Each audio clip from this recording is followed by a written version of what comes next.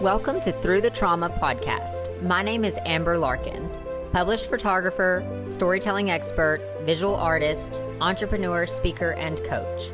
This podcast was born from one question: how do I get inspiring stories of triumph out to the people who need to hear them the most?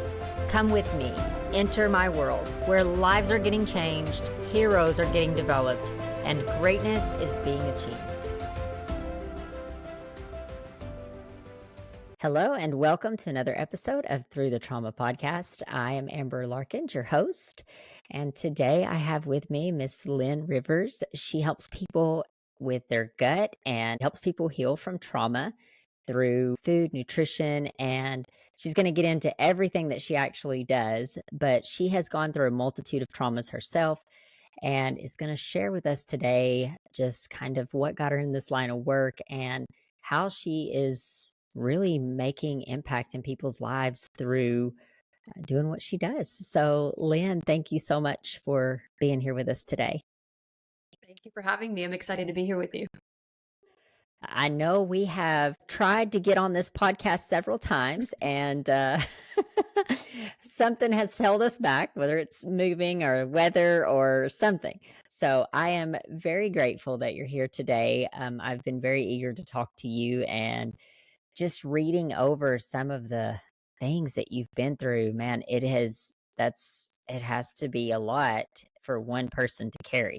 So I want to get into all of that, but why don't you tell us a little bit about what you do with helping people with their nutrition and how that relates to trauma?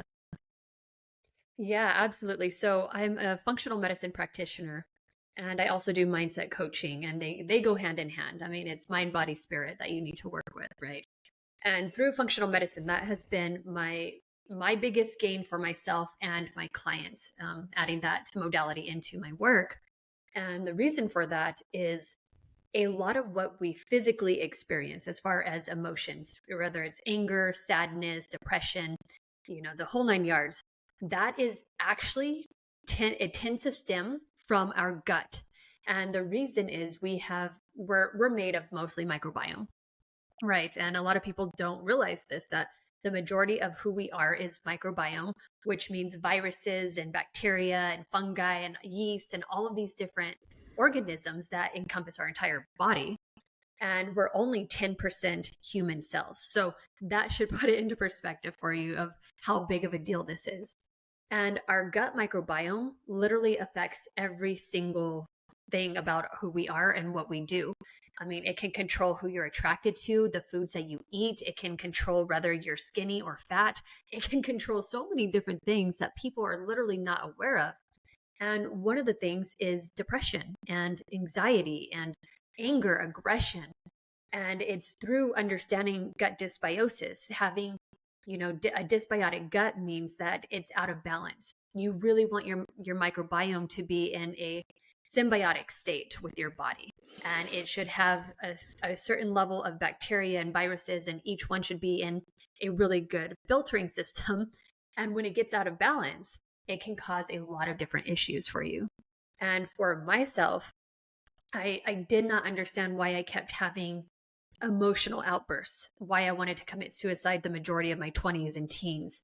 And I thought, the way that we look at life is, oh, well, it's your trauma. You haven't uncovered everything. You still need to go back and unpack this.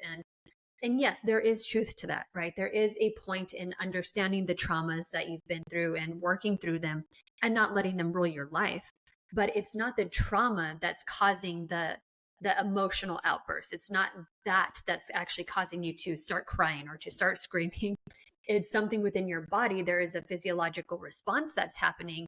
And when I understood that for myself, it changed my life. I mean, I literally went from having suicidal thoughts multiple times a week to being completely stable and only having those thoughts if I set my body off by eating something that I knew my body was not absorbing properly. And that comes down to SIBO, which is small intestinal bacteria overgrowth, which I'm sure we'll get more into later. But just to touch in on it really quick, it can really cause so many symptoms and so many disorders of the body. And our gut microbiome plays into over 85% of disease at this point, is what we're finding. And so when I discovered that for myself and I was really able to start navigating my emotional responses, I realized that it wasn't because I didn't overcome the trauma. I did unpack everything. I understood it. I saw the beauty in it all. I'm definitely one of those people where I see the bigger picture, and so I had already done that, but I just kept getting stuck on that. And so when I changed that and I found my own stability, I realized how much of a game changer it was for my clients. And then I started seeing the difference within them and realizing that people are not hitting the root cause of their emotional imbalances. And so it's been beautiful to witness all the different changes in my own life and theirs too. That's incredible, and I have so many questions about this because I have just myself have been wondering, as I think there's probably a shift being happening in our food sources here, especially in America. And I noticed we had gone on vacation. Well, it was like a little mini vacation that we had gone on. And I kind of ate bad. I normally try to eat really healthy, but I had eaten kind of bad. And I come back and it has been like 2 weeks of just like bloat and like just, I guess where my body was really used to eating healthy. And then I kind of was eating out a lot, which I normally Mm. don't do. It sparked this question inside of me of like, what is being done to our food that this would cause this from eating these sources. So, what are your thoughts on food in America? Well, so there's a lot of different directions that this can go, right? So, first off, a lot of our food is deficient of the minerals that our body actually needs. It's stripped. Our soils are stripped. So, we're not getting those nutrients. And we're also not getting the natural probiotics that would come with those foods. Every time, whenever we would grow food in the garden, we'd pull them, we'd eat them, we'd have all of that dirt that was still intact. And those have their own natural probiotics that would help break down the food for us. And we don't get those anymore. And so we're missing the whole system of what food actually is. And this is why probiotics are a really important thing. They're not what we're actually supposed to be getting, but it's still going to help us break down our food. And so there's that aspect of it. And then there's the aspect of it where our meats are filled with chemicals and GMOs and pesticides and all of these different things that we're growing our foods with and raising our foods with, and grains. So many people, I think one of the biggest problems is the amount of carbs that people eat. We're not meant to ingest as many carbohydrates as we do. And a lot of people, unfortunately, they think that they're supposed to go away from meat, right? Because we have all of these like blind studies of this is what's best for us. And people aren't eating intuitively anymore. They don't understand that the hunting and gathering, it was done very intentionally. And when we hunted, that was the largest portion of our meal. And then we had some berries and we had a few vegetables here and there, right? But those weren't like the main part of our meal. And the big reason behind that is plants have their own chemical compounds that protect them from being eaten. And so we have salicylates and oxalates and all of these histamines and different chemical compounds that are actually really toxic to our body in large quantities. And so we're importing all of these different plants from all over the place and eating all these different foods that wouldn't actually be ripe or wouldn't actually be growing in this environment. And so those chemical compounds are actually even stronger in the plant. And so when we eat those and we're eating them with meat on top of that, we have sulfur and all of these chemical compounds that are trying to be broken down by the same liver pathway. And the liver can't do that much work, right? So then it starts putting it off into the bloodstream and we start having neurological conditions, because what people don't understand are these compounds found in plants, they're actually neurotoxins. And so if they're able to seep into your bloodstream, you're going to have all of these different conditions that pop up. And so we have that perspective, right? And so we're over consuming foods that we shouldn't be eating. We're moving away and moving into a more high carb diet, which is the number one reason for insulin resistance. We shouldn't be, let me put it into perspective for you for Americans.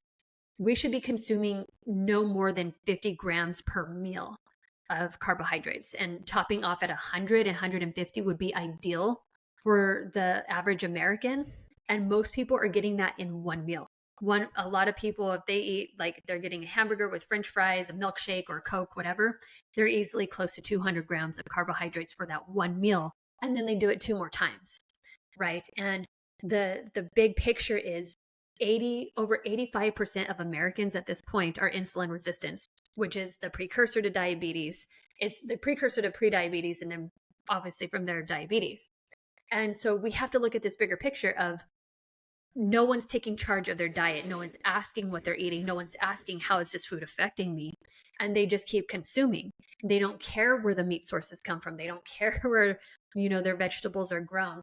And so it's just this vicious cycle of over consuming foods that we shouldn't be, while over consuming foods that are full of all of these different, toxins and pesticides and whatnot.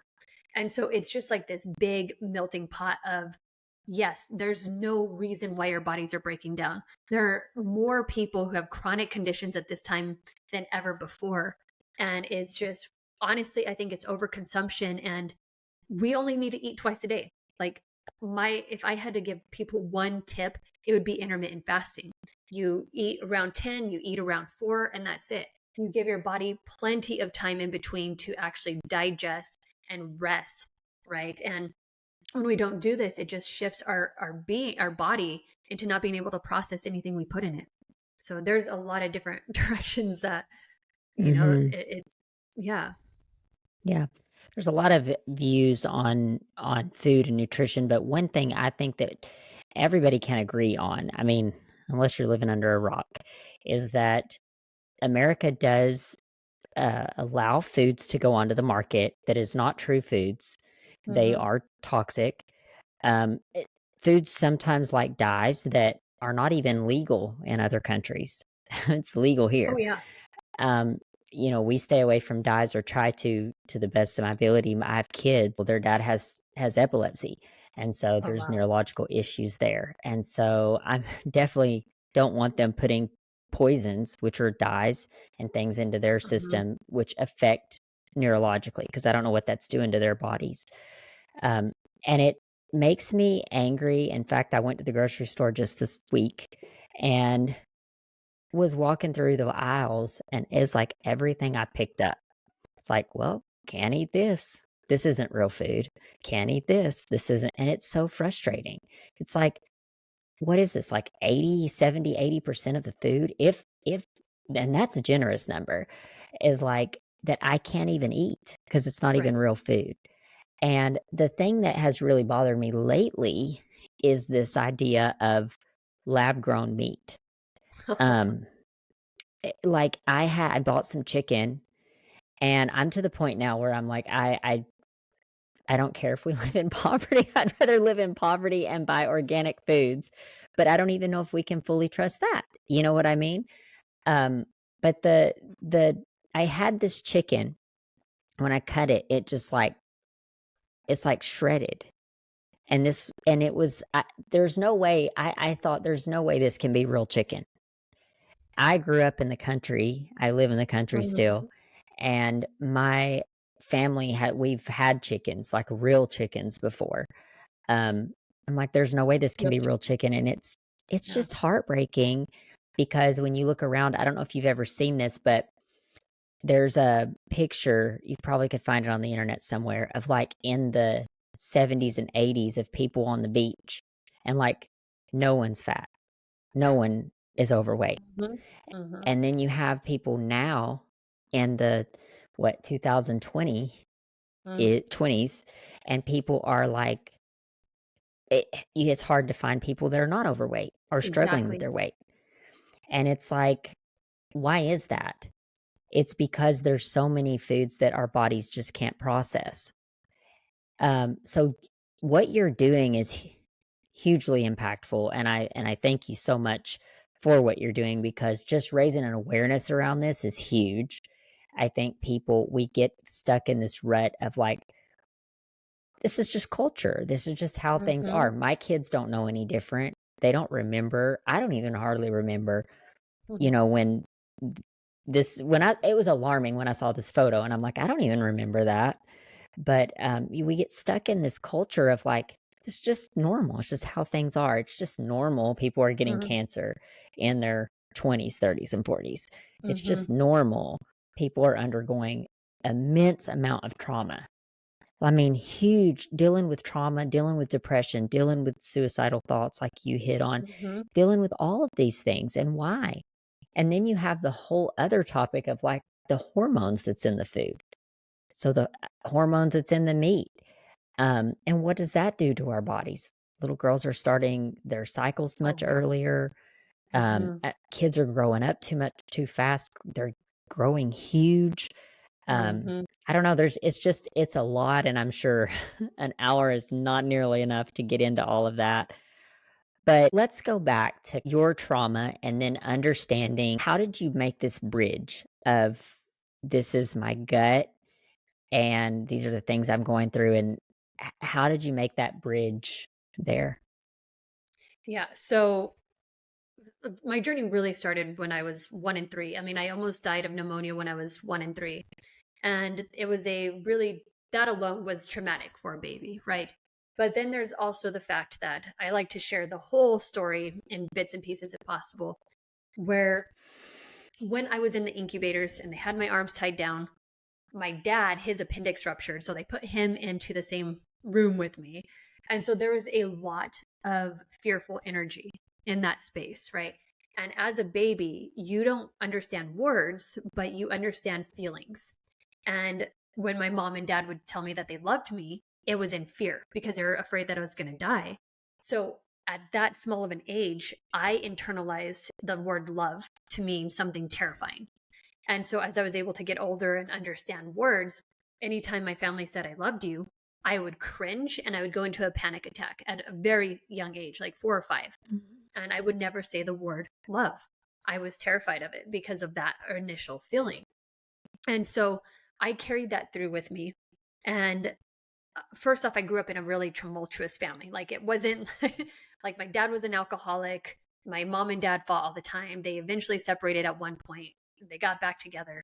There's that part of it. But then the bigger part of that love piece was my grandma, who is my favorite person and the only person I really felt safe with at that time. She had battled breast cancer for a long time. I was the only reason that she really stayed alive as long as she did. She fought and fought. And when I was 8 years old, we were in the hospital with her. And I remember standing up in a chair and I had a little paper that I wrote her. I wrote her a note. And at the end of it, I said, I love you. For the first time in my life, I said, I loved you. And she literally took her last breath right after that. And so, as an 8 year old, we have narcissistic brains at that time. So we think everything happens because of us or to us. And so I thought I killed my grandma. So I literally shoved that word down and I would never say it again. In fact, my mom died it was 4 days after my 15th birthday. And I would not tell her that I loved her. Like right before she died, I just couldn't say it because I thought I would, like, well, what if she could live? And then, I'm not going to say I love you and she ends up dying. So I never got to tell her that I loved her, like actually use the words. But before that, the majority of my family had already died before my mom died. And so I fell into this very fearful space of life. I was terrified of everything you could imagine. And I was afraid of happiness because I thought, so love equals fear and happiness equals death is what I accustomed myself to that by a very young age because I watched my family as soon as they were happy with something, they ended up dying. And so obviously like I worked through those things and I realized like, oh my God, my grandma was so happy that I said I loved you for the first time. So she died and she was, I was able to let go and I was able to understand the word love. And it actually wasn't until I was in my late 20s when my grandpa was in the hospital. He was the last person in my family. And I didn't know if he was going to make it. So I was like, I need to tell him I love him because I want him to know that I love him just in case he does die. I want him to know. And it was the first time finally that I said I loved you to somebody. And so that was where that started breaking. But through that, through the hospitals, I had asthma as a child. I was in and out of the hospitals, always on steroids, medications, antibiotics. I mean, that is where my gut dysbiosis began and it progressed. And so in my teens, I had endometriosis, and I didn't figure that out till I was in my mid 30s. And I had hormonal disturbances, and migraine headaches almost daily, and just all of these things that were compacted. And my traumatic experiences led to really tumultuous relationships with other people. I was doing things that I wasn't proud of at that age. I was out drinking in bars by the age of 17 because my dad had no idea what I was doing. It didn't matter. I barely graduated high school. There's just all of this stuff. And then it progressed. My health got worse. And in my 20s, I actually met someone who I wanted to be with for the first time. And she ended up dying from the same cancer that my mom died of. And Gosh. that for me was a pivotal moment because I was dying from my organs shutting down at the same time. And it was the first time that I realized I had to pick myself. I had to choose myself. She had to go home and be with her family, and I had to take care of myself. And I worked through it holistically. I had a near death experience. I had a couple of guides come to me. They showed me exactly what I needed to do. They stopped me and said, "No, you can't come." And so it was that moment that I really started shifting my life and learning about, why is this happening? Like, what is actually happening in my body that's causing this extent of emotional, you know, explosions? And why am I not able to eat anything? Why can I only eat two foods? And all of these situations. And to make the story short, I ended up having another near death experience not too long after my partner died, because my body kind of reverted. And my gut just, I had a broken ankle. I got a virus, and my dad died right after my appendix ruptured. So my body was just kind of like done. It was like, okay, this is too much. And I literally could only eat chicken and gluten-free bread. That was the only thing that my body would digest. And so that was the point where I finally found functional medicine. And just like the first thing that I read, I was like, oh my God, this makes sense. And I need to understand more. I need to know why this is happening. There's a root cause to all of this, right? I could have been diagnosed with fibromyalgia. I could have been diagnosed with all these different conditions, chronic fatigue syndrome, all these things. But the reality is there was one root cause that was causing all of these symptoms to occur. And that's what I think we need to be aware of. You can go to a hospital and get diagnosed with thousands of different diagnoses at this point. But the reality is it's because there's an imbalance in your body. It's not, you don't treat the symptoms. The symptoms are what you're going to be diagnosed with. And we need to reframe this and look at it as, why do I have this? Why is this happening? And what can I do about it? And the reality is, growing up in the 80s, we were fed antibiotics like they were candy. I mean, literally, I would go to the doctor for something. They're like, oh, here's an antibiotic. And we had no idea how damaging that was to our gut. And now we have people from my generations who they're, 30s, 40s and up, where it's just, they have trouble doing anything. They have, digestive issues, IBS, Crohn's disease, all these different symptoms. And it's because we're not addressing like what's actually happening to the gut. And can we actually heal the gut to a point of restoration as it would have been when we were born, right? And that's to say, if you were born via C-section, that's a whole nother story, because you're losing right away, you're losing gut microbiome that you really should have right off the bat. And this is why we have so many kids with autism and on different kinds of spectrums. And so there's so much that goes into it, right? But it's, our gut is like so responsible for so many diseases. And we're finally understanding this to the point where they can see having a probiotic for Alzheimer's in the next 10 years.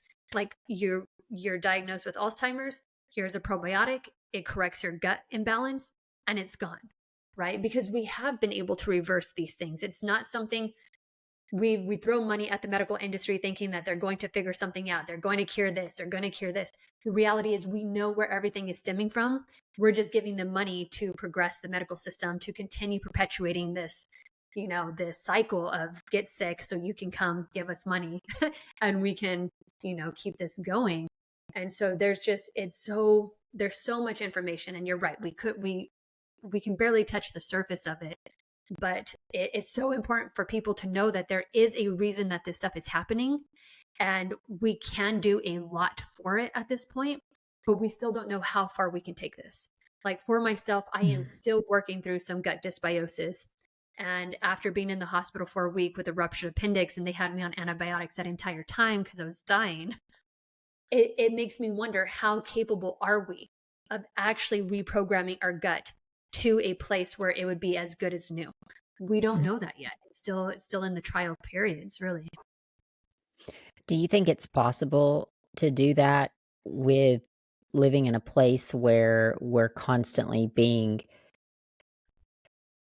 exposed to we're constantly being exposed to toxins, whether that be through what we ingest, through the food that we eat and drink and things, um, Mhm. to the what we breathe in, the things that we put on our skin, the things that we feed our mind.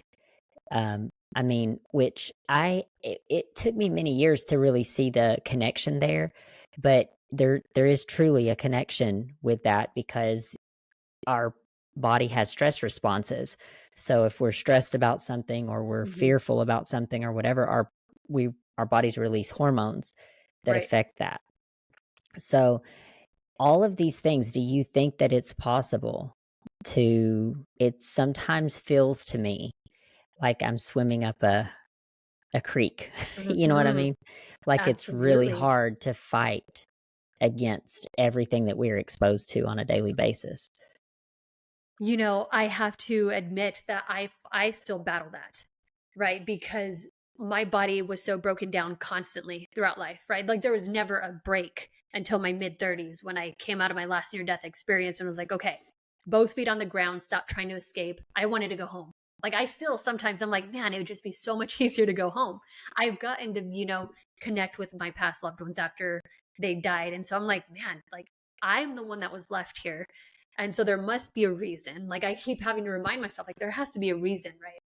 But the reality is I fight this all the time of how capable are we of actually processing everything, right? Because I'm a really healthy person. I eat consciously. I'm on a ketogenic diet, so I don't eat a lot of carbs, and my body does really well that way. And I pay attention to those things. But then Mhm. I still have chemical sensitivities. When I walk into a room and someone sprayed perfume or something, my body immediately goes into like I can't handle this. I can't process this. And we're being bombarded by so many things, like you were talking about, the air we breathe, what we're watching, what we listen to. All of this stuff really does matter. And so it does take a lot of self confidence for one to be able to move into a lifestyle like that, but also just a consciousness of doing it, willingness to do it, to understand that you're the reason to be here. Like you are your own purpose. Your purpose is not to be a doctor or to be a physician or an engineer or anything of that sort. Your purpose is to be the best version of yourself.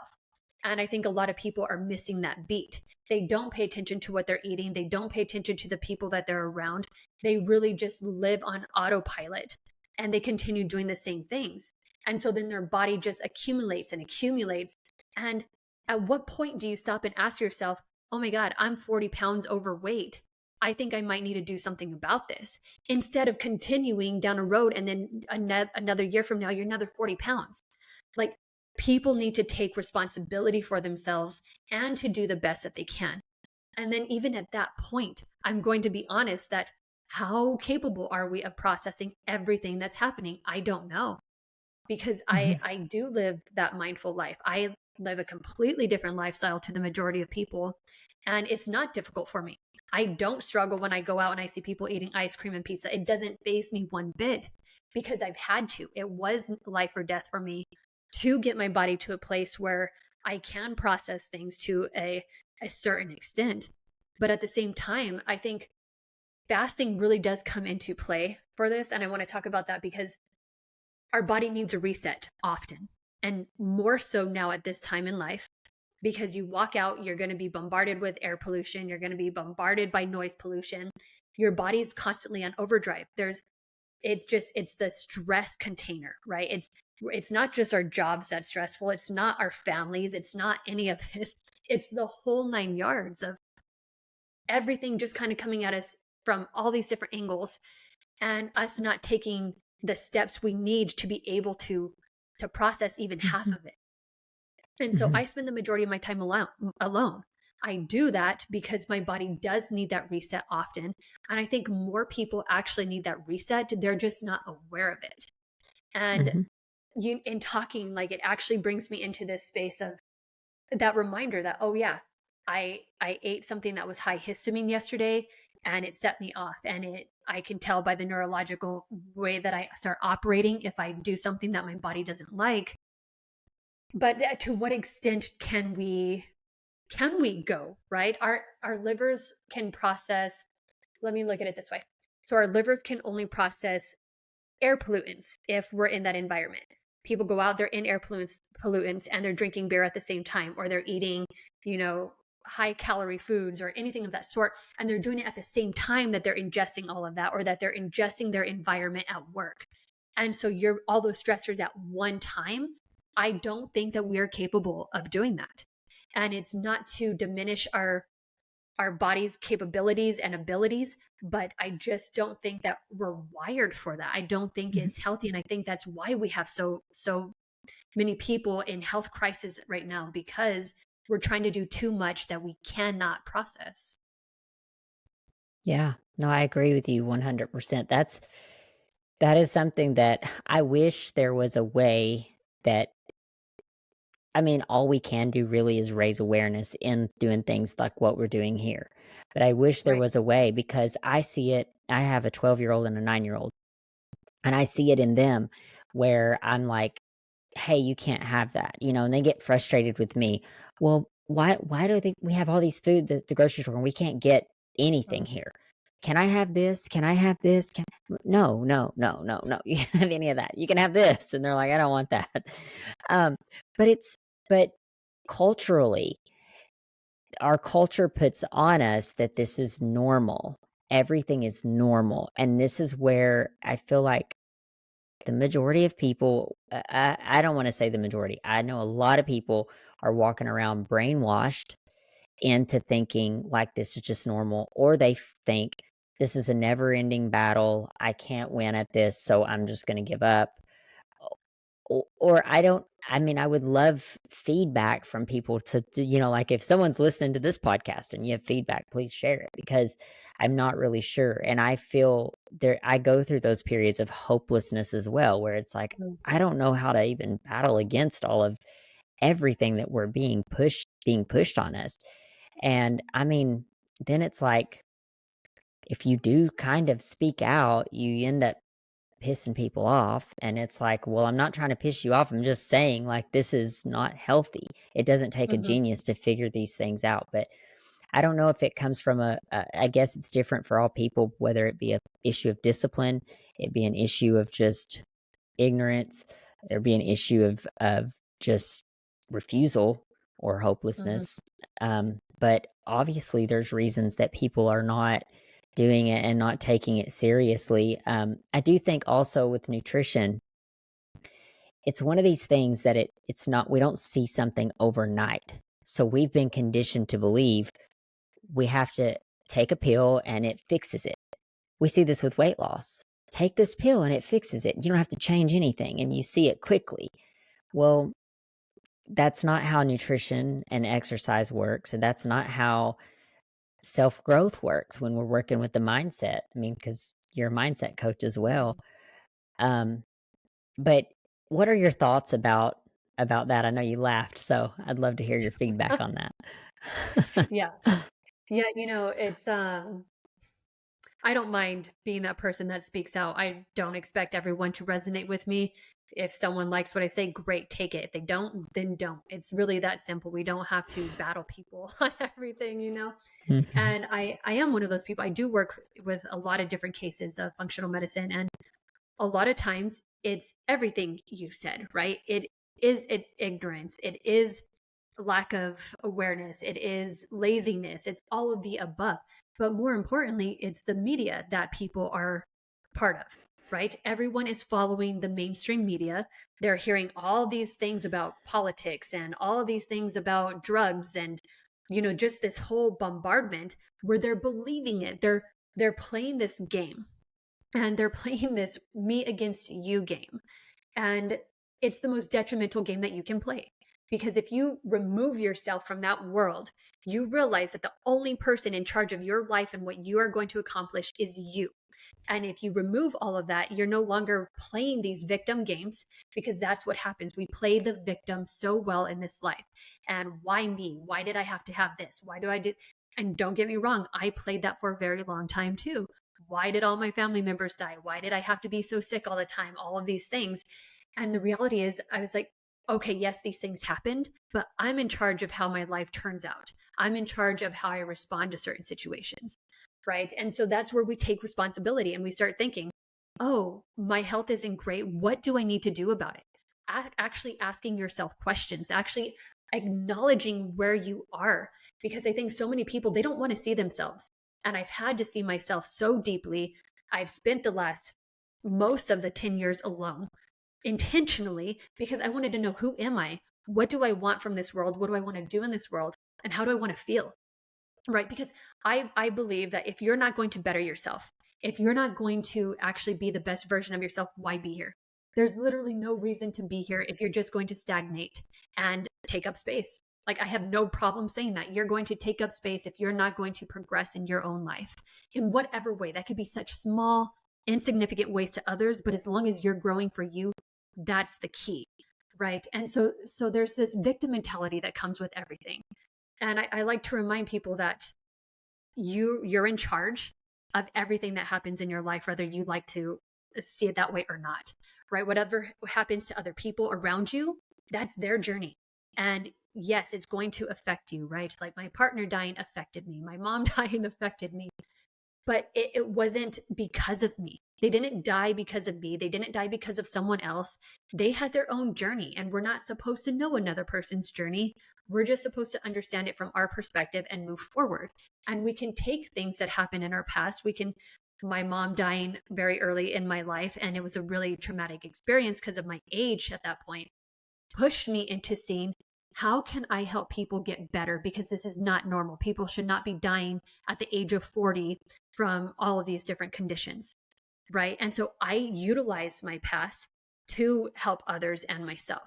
You can either do that, or you can let it take you down, become a victim, and just let yourself go down the same route. Okay. And a lot of people like to use genetics as an excuse, but thanks to epigenetics, we can't use that anymore. We know that the majority of what happens to our health and well-being is our environment, our actions. And so there's so many different components that people need to start switching gears and looking at this. You're not a victim. You're not following, don't play the sheep. Don't follow the mass media. Don't listen to what they're saying, because unfortunately, everything that you're going to hear from there is funded by the pharmaceutical industries, even the FDA. All these things are linked together to perpetuate illness so you keep them wealthy. It is the wealthiest industry in the world, right? And that is what is happening. And so we need to take our power back. We need to learn how to take care of ourselves and to understand our body. And that's actually why I'm creating the course that I'm creating, is to teach people how to take their health into their own hands, because we need this. We need people to learn about themselves and what they genuinely want out of life, and to take the steps forward to do it. Yes, that's beautiful and so, so true and so needed in the world that we live in. It is so needed. I cannot for the life of me, I do not understand how people can, like you said, stagnate. I don't understand Mm, that. Why not? Why do you not have an innate desire to grow? right. And, I I do believe that God has created us to be here on this earth for a purpose. We have a purpose, like you said earlier. If you don't, why are you here? I believe that we are builders. When I took that and took ownership of that in my own life, where I said, I'm not just gonna be here, because I was guilty of that too. I did that too, where I just kind of stagnated and I was just here and trying to figure out my purpose, figure out who I was, figure out all these things. But once I took control of those things, I have lived a much more fulfilling life. Did things get easier? I don't think things ever get easier. We always have things where challenges we're overcoming. But did they get more fulfilling and joyful? And now I have something that I'm working towards. I have goals and visions and a purpose that I'm actually working toward, and I believe that and it's innately in us as humans to want to build and create and do, and we're all unique in our own way, so we're all given different things to contribute while we're here on the earth. To me, I believe that mindset does play a huge part in it because sometimes it's perception that happens to us where people have this perception, the perception of hopelessness. I hear that a lot from some people I talk to, not necessarily here on this podcast, but just in general. And the world that we live in, and it's getting more like bad. We hear of increased crime, increased drug usage, increased abuse, and all these different things. But again, that does go back to what you're saying about the modern media, because Mhm. that's what they're covering. And I Exactly. know social media people don't like it, and it has its place, just like everything. It requires a balance. But one thing I can say, there's things being covered on social media that mainstream media will not pick up, Mhm. and it's raising a huge awareness if you train your algorithm to to pull these things in. You can learn a lot. Yeah. Yeah, it's funny that you say that because I think about the mainstream media and how, again, they're going to feed you exactly what they want to. They want to keep instilling that fear in you. And I don't think that people are aware that they're being hypnotized every single minute of the day by what they're watching, even commercials, even when they're watching certain shows on regular TV, the way that they're being programmed, the food that they're eating in the shows, they do it specifically in a way to get you to go and get that product. And it's like when you can become aware that you're being brainwashed literally every step you take, you can become aware of it. You're going to start seeing the signs everywhere, and you're going to be able to backtrack that. And here's the reality: we talked about, taking charge of our own life, and I use the word God as creation, right? Because we are creating. Every step we take, we are creating, and we have so many different avenues that we're going. I like to think of them as trajectories, right? If I take this step right here right now, I'm venturing off into another trajectory. What would have happened if I went right?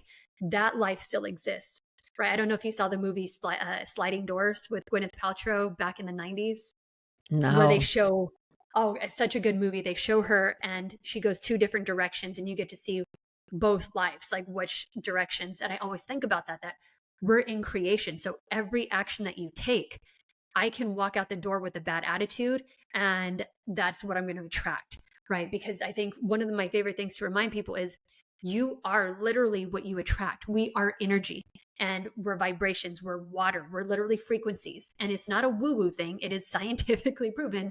no, We yeah, are energy, and the energy that you emanate is what you attract, right? And so what you're watching, if you're watching a show that makes you feel violent and you makes you feel like excited in a really negative way, that's the energy you're going to keep attracting. And so there's so many people who are going out there and they're going to work and they come home, why do these people always treat me like this? Why? And it's like, listen to even how you're asking that question. You're asking that question alone in a victim mentality, so of course you're going to attract that, right? And so even just by stepping into that, the mindset mentality, it is the biggest piece of the picture. Because if your mindset is, oh, nothing's going to change, nothing's going to get better, then those are going to be the things that you're going to see. And you're going to go to social media. Those are going to be the things that you pick out. You're not going to pick out the cute dog thing. You're not going to pick out the good news. You're going to pick out the, oh, this guy attacked someone at the corner of 8th and 7th today, whatever. And those are going to be the things that you're going to keep drawing into your reality. But the thing is, we don't have more crime at this time in life. We're just being shown that crime at a much higher rate, right? There's so many great things happening in the world, but we don't hear about those because we're not focusing on those. And the more that you focus your attention on good things, the more good you're going to see. We're literally creating our world by our internal space. So my world is beautiful. I see beautiful things all over the place because that's what I choose to focus on, because I've created that space for myself. I fell in love with me. I take myself out. I treat myself well. I make sure that I'm good. right? So then that way, everything that I'm emanating, people are going to feel that vibration. And that is what heals the world. Your vibration alone. It doesn't matter what you do, what profession you're in. If you're doing it with love and excitement and enthusiasm, you're emanating this beautiful energy that just is healing across the world. And if people can remember that, they're going to start seeing these beautiful pockets, and they're going to start finding the beautiful things to listen to, and it's just going to really, it's a game changer. You just dropped the mic there. It's like, bam. No, that was really good. I agree with you as well. I started learning a little bit about the whole energetic, like, energy and how it attracts, and um, I'm very intrigued by that. Obviously, we live in a world where the uniqueness is beautiful to me, and everybody has different thoughts and feelings and beliefs and things. How is it that you and I can be miles apart, yet Mhm. energetically we're connected through a screen? Like, how does that work? But it's true. I totally agree with you about the painting the reality that what you paint. I heard an entrepreneur say this. He said, if get to determine how my life goes based on what I'm focused on, why would I focus on the negative? Like, why Right. wouldn't I just focus on positive all the time? And I really try my hardest to focus on the positive in life. And I know when I do that, I do see more beauty. I think that's why gratitude Exactly. is huge, because we can look around and be grateful and we see more. You have to be intentional about Hmm. what you're looking at, what you're exposing yourself to, what you're putting in your body. Well, this kind of brings it back full circle, that I think it's important to remember that if you're having emotional episodes and you're in, just turmoil of some sort, that doesn't mean it's experienced to any trauma, that it does come back to your body, and to know that that's time to take a time out, to let your body recuperate, and to understand, to start feeling what it means, like, oh, I ate this food and I had this reaction, and being able to just understand what you're eating and how it's affecting you. Because I think it's so easy to think that I'm having a bad day, I'm emotional, it must be my period, it must be something of that sort. We blame everything on what we're feeling, we blame it on one thing or another, but it really comes down to something as simple as what you're eating and how it's affecting your body, and all the predispositions that you could have. You might have certain genetic markers where it's hard to process certain foods or chemicals, and that's going to play into it too. And so there's just so much that goes into it. So learning about yourself, really understanding your body. This body is our vessel to experience this life in. We wouldn't have it if we didn't need it. And I think so many people just bypass it. We think that we don't need this. We don't have to pay attention to it. It's just like we can treat it unfairly, is the way that I see it. And I will say that through one of my near death experiences, the one thing that I was shown is suicide is not black and white. It's not just taking your life with a gun or a knife or pills. It's not treating your body correctly, not eating properly, not being overweight and not doing something about it, and actually just progressing to get worse and worse. That is actually seen as suicide. And that for me was a big reprogram of, oh my God, like I need to take care of myself, because I treated my body like crap for the first, 25 years. And it was just like this big aha moment of, oh, this is a gift. And it was given to us to experience this world. And it's not just something that we need to trash. We need to take care of it and honor it. It's one of our best, it's our biggest tool that we use in this life. And it can do so much for us when we take care of it. Yeah. Yeah, it's so true. Um, so Lynn, tell my listeners where they can learn more about you and what it is that you do, and connect with you. Yeah, so the easiest way is just to go to www.linnrivers.com, and that's Linn rivers.com. And I have anything that all of my mindset coaching, and I also have a course on there that's in pre-launch right now. It's still in pre-launch. It's taking me a bit longer than anticipated, but during the pre-launch, it is only $50 to pre-enroll. And I made it $50 because I want people to have a no excuse price to learn about their body. It's literally the top reasons that people are sick and what you can actually do about it to get better. And it's not to say that you're going to be perfect. It means I get to learn about my body and how to navigate it. So when something is off, I also know what to do at that point. And it's really, I mean, it walks people through every condition you can imagine, diabetes, cancer, Crohn's disease, Alzheimer's, the whole nine yards. And so it's a really great program, and I stand behind it 100%. And I'm really excited to get it done. So you can find all of that information on my website. That's awesome. And are you on social as well? I am not. So I have a I have an Instagram account that podcasters send me all of my information to once we're done, but I don't actually utilize it. I can't do social media. Yeah. Yeah. Yeah, it's a catch-22. Social media, Ah, it can be good, but it can be very distracting as well. right. So, yeah, Yeah. I get caught up in that balance a whole lot as Mm. well. Um, so you, like I said, you're very knowledgeable in what you do, and I could ask questions for hours because these are all things that I've considered, but I'm by no means no expert on these things. Um, but if you had a final kind of closing thought that you wanted to leave my listeners with, what would that be?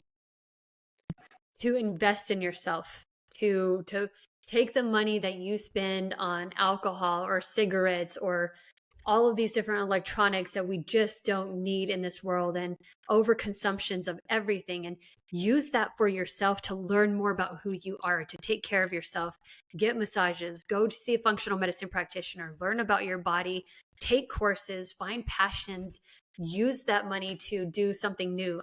I love rock climbing, so I always recommend people try rock climbing.